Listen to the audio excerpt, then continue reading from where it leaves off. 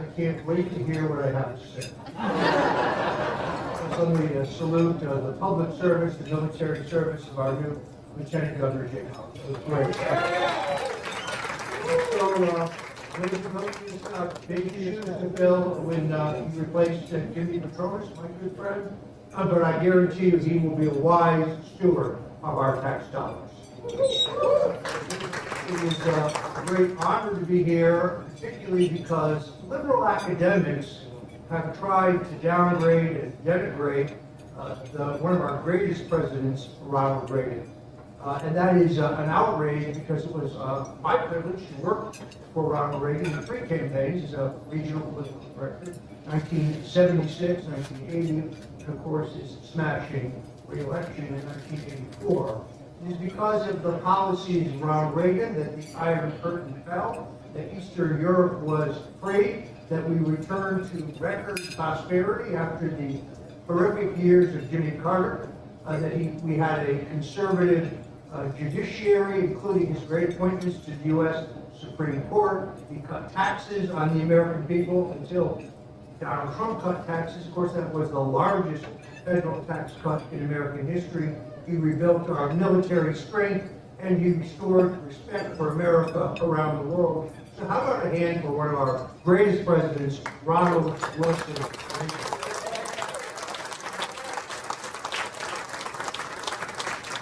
History can bestow no greater title than that of peacemaker, and tonight comes word from Alaska that President Donald Trump and the Russian leader Vladimir Putin have reached a peace agreement.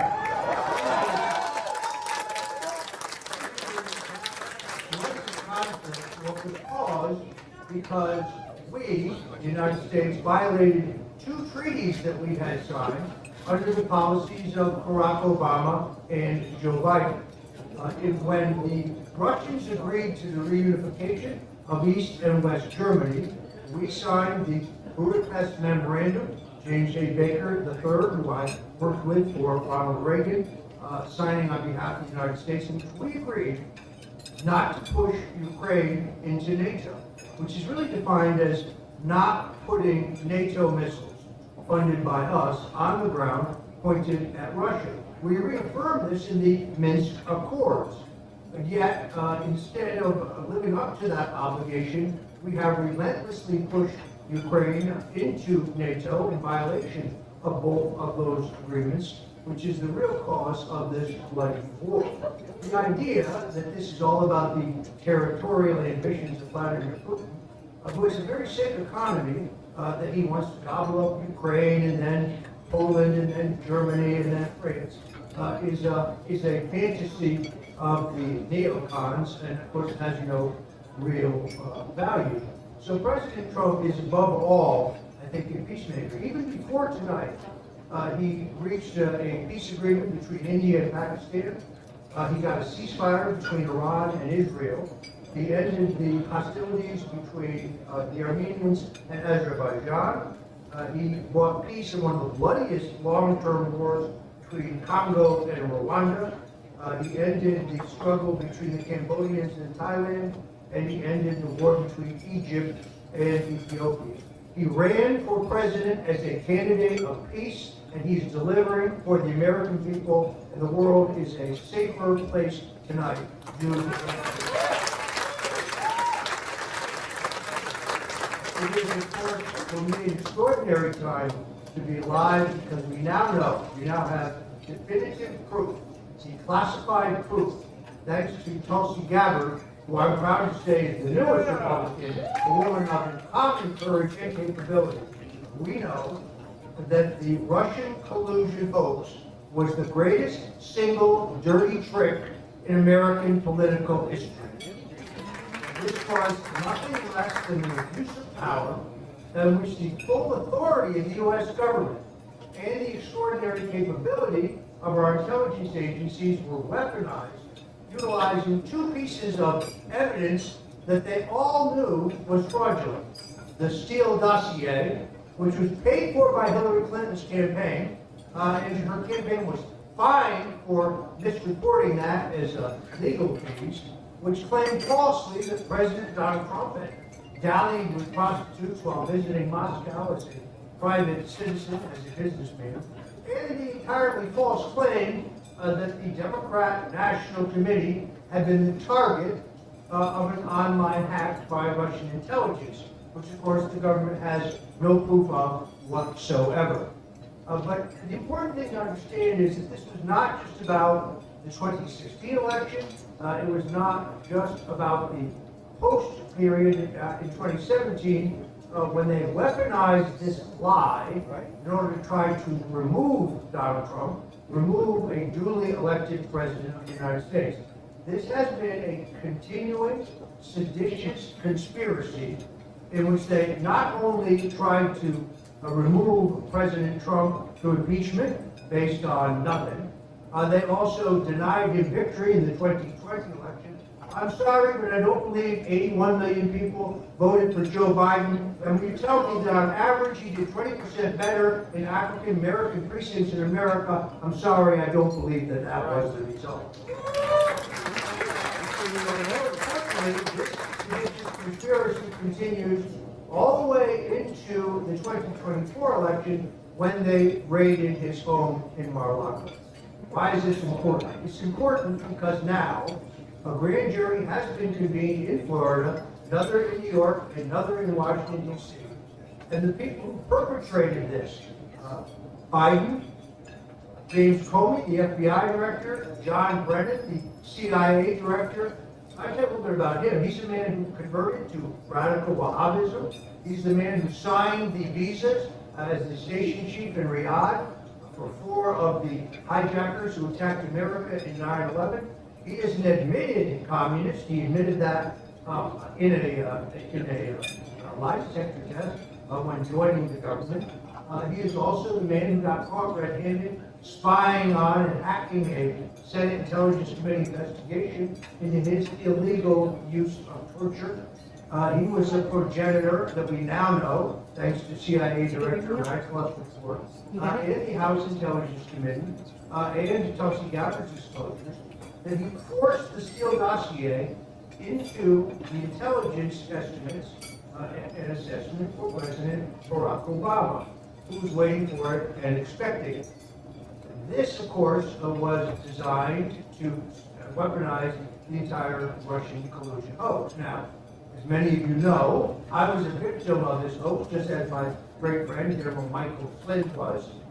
I was a victim of the hoax, and I'm sure many of you saw that fateful morning in 2019 when 29 fully SWAT-clad, night goggle-wearing FBI agents brandishing fully automatic M4 assault weapons stormed my home at 6 o'clock in the morning to arrest me for the alleged crime of lying to Congress in my voluntary testimony about Russian collusion that we now know definitively never actually happened.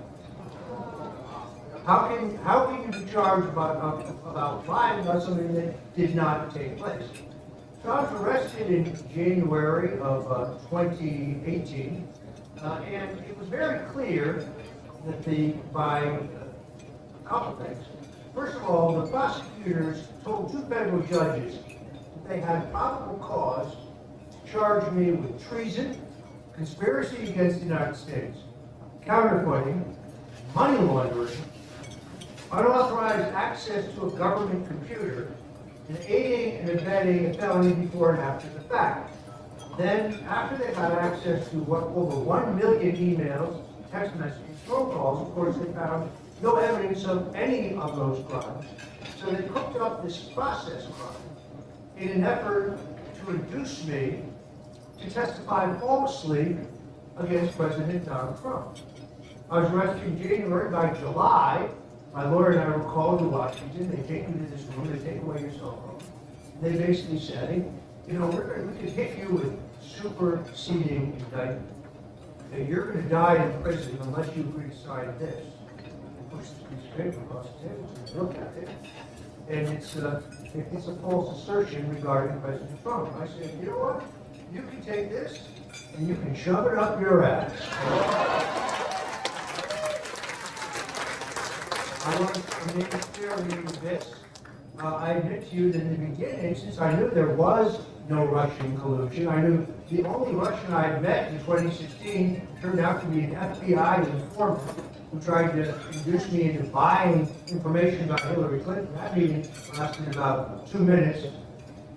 You can also see that the government at my trial refused to give me Robert Mueller's fully unredacted final report. And the judge said she would read the report in her chambers, and she'd give me the sections of it that were relevant to me. Somehow she forgot to give me, since the judge finally released it, page 178, which said that Robert Mueller found no evidence of Russian collusion, WikiLeaks collaboration, or any other crime on my part. The other thing the judge would not give us was the CrowdStrike report. See, the FBI admitted in my trial that they had never inspected the computer servers of the Democratic National Committee. They had relied on this third-party IT firm, CrowdStrike. And we wanted to that final report, because as a defendant, you're entitled to all evidence against you, but the judge would not allow it. Now, of course, we know why. The head of CrowdStrike testified for the House Intelligence Committee, just as I did, under oath, just as I was, and he admitted he had no proof whatsoever of that claim. Once again, this is all part of the same seditious conspiracy. So I admit to you, the time came when I realized that not only would I not get a fair trial, but the judge gagged me for 18 months. So my wife and I lost our home, we lost our insurance, we lost our savings, I lost my car. I lost my electric guitar. That really killed me. We had to basically liquidate everything we had to pay lawyers in what was a hopeless Soviet-style show trial in Washington, D.C. in which the judge ruled that I could not raise evidence of misconduct by the special counsel, the FBI, the Department of Justice, or any member of Congress. I don't want to mention any names. Adam Schiff. Who we have definitively leaked classified information in violation of the law, and now, hopefully, under our Pam Bondi, will be prosecuted for that crime.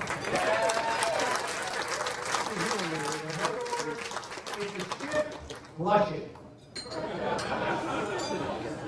I admit to you that this entire experience of being impoverished and being gagged, unable to defend yourself with any means, cable, radio, online, took a horrific toll. And the time came when I was angry, I was frustrated, I was depressed, I was scared not so much for myself, but for my wife, because I did not know how or where she would support herself if I was unjustly incarcerated. And I had a good friend who was a pastor in North Florida then, now at this church in Georgia, right outside of Atlanta. Young pastor, very dynamic. His name is Reagan. He's written a great book.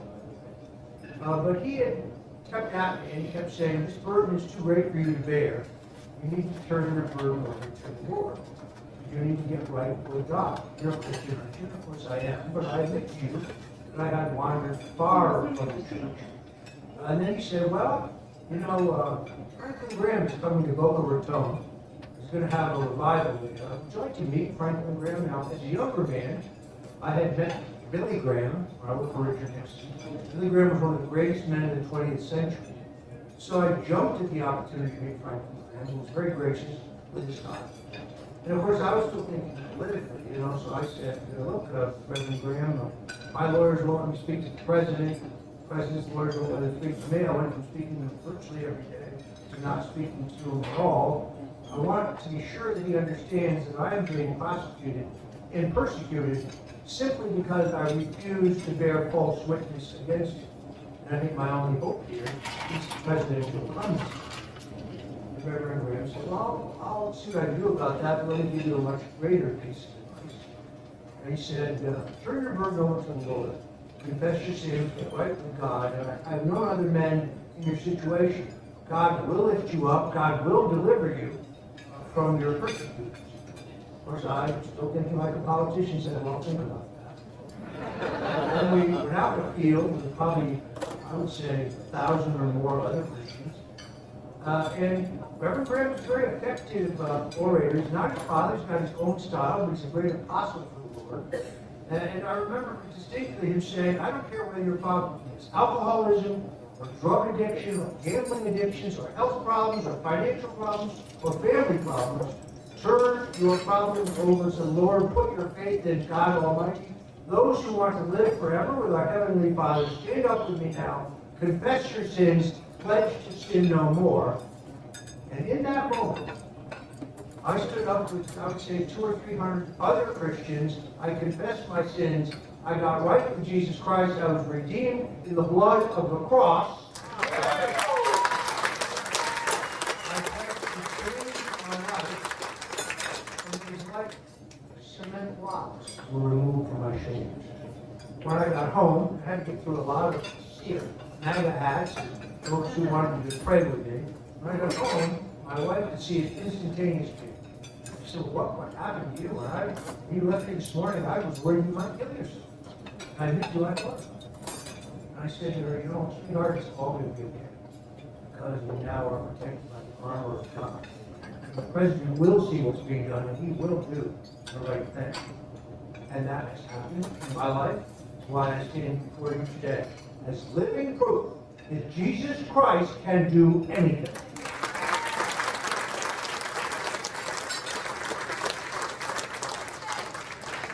Let me say a few things about my friend Donald Trump, who I've now known for 50 years. He hates it when I say it. He said it makes it all sound old. He is a force of nature. He's not handled, he's not managed, he's not scripted. He is the same person you see on TV. There is only one Donald Trump. He is a man of incredible stamina and energy and resilience and vigor. I don't think he sleeps, in all honesty. If he does sleep 3-4 hours a night, it's not uncommon that he'll call you at 1:30, 2:30 in the morning and say, hey, what are you doing? But his election in 2024 is the greatest single comeback in American political history. It's a testimony to his stamina. It's a testimony to his energy. But let's be very clear. This is a man they tried to bankrupt. This is a man they tried to keep off the ballot in 50 states. This is a man they tried to throw in prison. And yes, this is a man that they tried twice to kill. And I spoke to him after the events in Butler, Pennsylvania, and there was a very slight change, though. He had a new serenity about it. He had a new sureness about it. Not that he wasn't always incredibly confident, but he also had a new sense of urgency, as if he knew that he only had 4 years to turn this country around. Now, no president, other than Grover Cleveland, a New Yorker, had one election, then lost re-election in a disputed re-election, and come back to win the White House. And they said it could not be done. But through the grace of God and a lot of hard work, and a magnificent campaign run by a Floridian, Susie Wiles, and a pollster from Florida, Tony Fabrizio, he scored the greatest single comeback in American history. And now, American people have never seen this before. He's keeping faith with all those things he said he would do. You know, in 1988, when I first spoke to him about running for president, we made a trip to New Hampshire. I remember his speech very distinctly. He said, these tariff deals that we have, these trade deals, they send killers. They're best business people. We send social workers, and we get rolled again and again. We need trade policies that are good for us and good for our trading partners. Why are taxes so high? He's just delivered the greatest single largest tax cut in American history. He cut the tax on tips, and despite what the fake news media tells you, 88% of the people receiving Social Security benefits will pay no taxes on those benefits. That is deliberate. Inflation would be out of control. Unemployment would be outrageous. The stock market will crash. We have the highest Dow in history, and we have a recalcitrant Federal Reserve Chairman who refuses to recognize then if you go by the two indicators that the Federal Reserve is supposed to use to determine whether or not interest rates should be cut, inflation and unemployment, both today are either lower than or at the same level than the last 4 times the Federal Reserve cut rates. It's time for the Federal Reserve to cut rates, but while they refuse to cut rates on the American people, Chairman Jerome Powell is overseeing a $2.5 billion renovation of his already palatial Washington headquarters. And as someone who's been charged for lying to Congress when I wasn't lying, he testified under oath to the Senate that that renovation plan included no private elevator for the Federal Reserve governors, no private dining room for the governors, no new fountains, no new marble, and no amazing roof garden. In other words, he lied about the use of our tax money. So I say it is time for him to resign, step aside, and let Donald Trump appoint a Fed chairman who will cut the interest rates on the American people and watch this economy boom. The president has given us, I think, perhaps the greatest cabinet we've ever had. I already spoke about Tulsi Gabbard. I must tell you, she's amazing. Former 4-term congresswoman from Hawaii who left the Democratic Party, or I should say the Democratic Party left her. She is a lieutenant colonel in the U.S. Army Reserve. She's an Iraq combat veteran. She's a championship surfer. She's a crack shot. She's a woman of extraordinary courage. And the time came during her confirmation. She's a very good friend of mine, and I admit to playing some role in persuading her to support President Trump, and then later convincing her to join the party of Lincoln. And a time came during her confirmation when Susie Wiles called me and said, well, we have a problem. I said, what's the problem? She said, well, a certain senator, she said the senator's name, will not vote for Tulsi unless she retracts some comments she made about Edward Snowden. Could you talk to her? I said, well, I can talk to her, but I'm going to tell you right now it's a waste of my time, because she's a woman of principle. And if her choice is denying what she believes or being confirmed, I can tell you what she believes. I spoke to her before I even got it out of my mouth. She said, no, I wouldn't consider it. Proving to me that she's a woman of enormous integrity and principle. She's also, as you can see, in this effort to tell the American people the stark truth about the Russian collusion hoax, which we now know was hatched in the Oval Office with Barack Obama at the helm, and Joe Biden helpfully suggesting that General Flynn could be charged under the Logan Act. And the rest of the conspirators are pretty well known. Comey, Clapper, Brennan. All of these people need to be indicted. They all need to have a fair trial, but they all need to be convicted of seditious conspiracy to commit treason. I was in Washington 2 weeks ago now. I had a chance to catch up with the president in the Oval Office. It's the first time I've been there since Ronald Reagan was president. I'd also been there when I worked for my original mentor, Richard Nixon. And there's a giant oil portrait of Ronald Reagan hanging again in the Oval Office, which the president insisted on. President Trump very much admires and looked up to him, was a strong supporter of President Reagan. In fact, that's how I met him. I met him initially in a meeting in 1979 when I recruited he and his father to be members of Reagan's finance committee in that presidential race. But I do think he's put together an incredible cabinet. Scott Bessent, the Secretary of the Treasury, is a free thinker, he's a libertarian. He believes in low taxation, deregulation, and yes, gold. I also think the idea of repealing the 1913 Federal Income Tax Act is not just a random thought. At the rate we are going, in the month of June, for the first time in 15 years, the United States government actually ran a surplus, thanks to the incredible tariff negotiations of President Donald Trump, aided by Scott Bessent. We saw a realignment in the 2024 election. You see, I think if you see things in terms of Republicans and Democrats, you really don't get it. We are now the party of working people. We are now the party of average Americans. We are no longer the party of Wall Street, no longer the party of the financial elite, no longer the party of the country club. We stand for the values of the working people of this country. We are against war, we're for free speech, and we want America to be healthier again, which is why I think the appointment of Robert F. Kennedy Jr. is among President Trump's very best. I also had an opportunity to meet privately with the Vice President, J.D. Vance. We actually never spent any time together. I met him on the campaign trail only in passing, literally minutes. I was privileged to spend an hour with him. I have an enormous respect for him. He understands the role of Vice President, but I know firsthand the role that he has played, particularly in winning confirmation for this all-star cabinet, where he uses relationships in the Senate. I think he has a great, great future. He said very kind things about me the other day, and I return that respect. He's a great man. He has a great future ahead of him.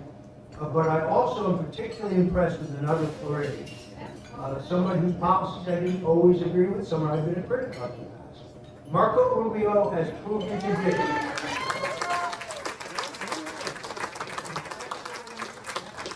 President Trump's larger game plan in terms of reasserting America's strength and keeping us out of war. I had an excellent conference with him. I'm very proud to have a Floridian as one of our greatest secretaries of state. My friends, the struggle, the way forward depends on us. What would have happened if Moses had refused to lead his people out of bondage? What would have happened if Jesus Christ had refused to bear the cross? What would have happened if the men at Lexington and Concord had refused to fire the shot around the world? No, this fight is up to us, every single one of us. And this fight has just begun. Make no mistake about it, those in the fake news media and those in the new Democrat Party, that's the party of AOC, Jasmine Crockett, the Ayatollah Mamdani, and that tired old windbag Bernie Sanders. There are no moderates in the Democrat Party. The Democrat Party of John F. Kennedy and Harry Truman, the Democrat Party didn't believe in capitalism and free enterprise and a strong national defense. And yes, God, that Democrat Party no longer exists. We are the party of common sense, and Democrats and independents and libertarians and people who are not even previously interested in politics have joined our ranks for the greatest comeback in history. We are headed to a golden age, an unprecedented age of peace, prosperity, security, and justice, as well as law and order. And we're on our way, my friends. Now, it is true that I have a tattoo of Richard Nixon on my back. It's about the size of a grapefruit. It's like a floating head between my two shoulders, which means I'm the only guy you know with a dick on the front and the back.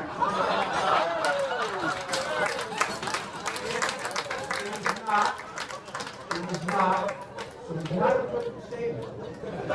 It is a reminder every day when I see it in the mirror. It's a reminder that in life, when you get knocked down, when you suffer defeats, when you have setbacks, when you're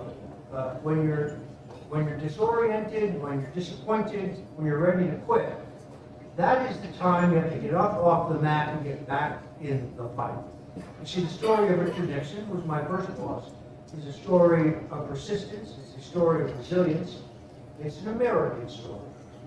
It was Nixon who said, the greatness comes not when things go always good for you, but when you get some knocks or something, when sadness comes. Because until you have been in the deepest valley, you cannot recognize the majesty of the highest mountain. There's also President Nixon who said, a man is not finished when he is defeated. He is only finished when he quits. In the fight for freedom, in the fight for this country, neither Donald Trump nor Roger Stone will ever quit. God bless you.